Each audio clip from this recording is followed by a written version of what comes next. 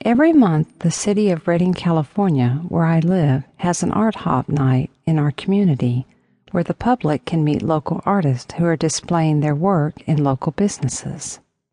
I was a featured artist for one of these events and showed my paintings at a doctor's office in town.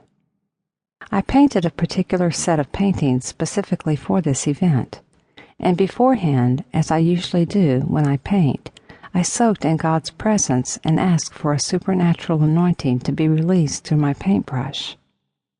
Since I was painting pictures for a doctor's office, I asked for an anointing that would heal those who entered the office and looked at my paintings.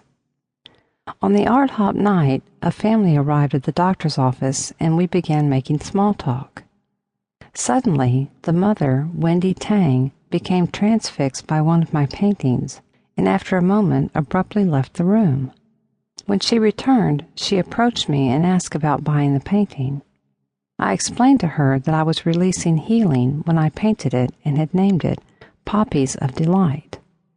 I then began to prophesy that the poppies represented her children and her legacy. Wendy excitedly replied that God had given her that very message when she saw the painting.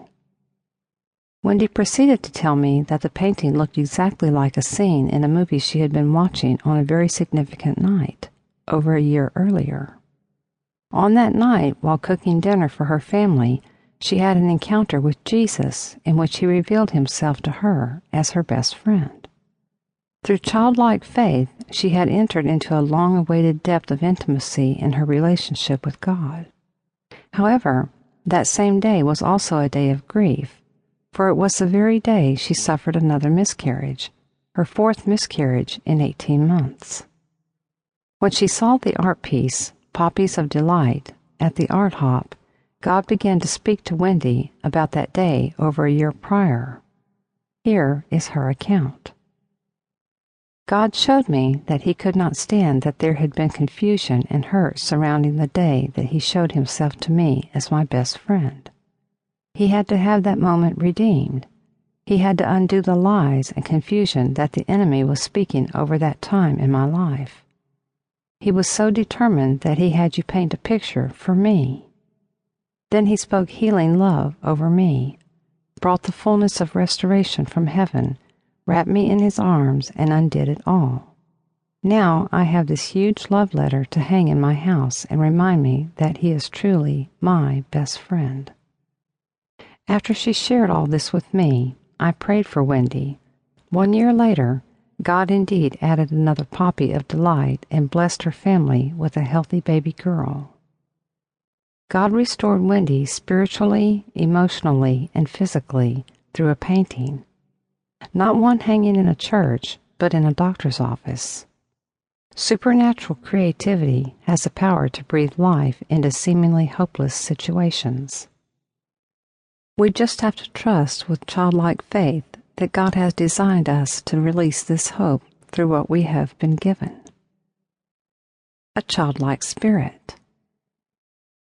There is a fresh wind coming for all believers who want to enter into the fullness of their identity and calling as true sons and daughters of the King of Kings. This wind will awaken a childlike spirit within us so that mysteries become irresistibly attractive, and what is impossible becomes logical. It will remind us that God is known for showing up in unexpected places and moving in unexpected ways, and it will train us to expect him to do so through, in, and around us. God is known for showing up in unexpected places. The impossible becomes logical. Jesus had a lot to say about becoming childlike. When Nicodemus, a learned Pharisee, came to Jesus asking to know the power behind Jesus' ministry, Jesus told him the true way into spiritual matters was to become childlike, born of the Spirit. See John 3, verses 1 through 21. In Matthew 18, the disciples asked Jesus who was the greatest in the kingdom of heaven.